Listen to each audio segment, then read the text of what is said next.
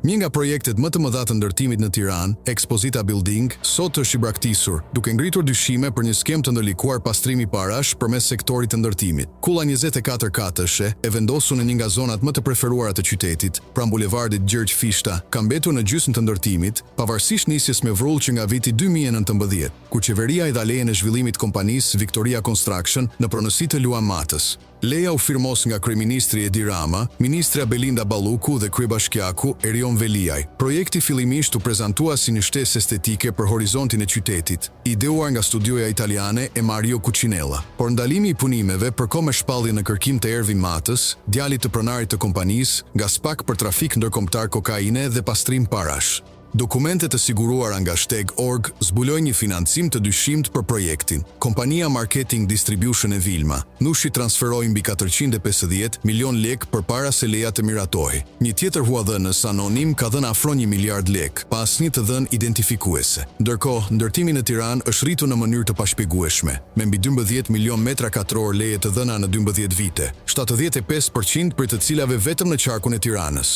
Ekspertët shohin në këtë bum ndërtimi një reflektim të qarkullimit të parave të pista, jo të kërkesës reale të tregut. Ndërtesa qëndron e ngrirë, ndërsa vetëm lavazhi dhe parkingu brenda kantierit janë funksional, simboli një zhvillimi që ka më shumë zë të mungesës së transparencës se sa të progresit.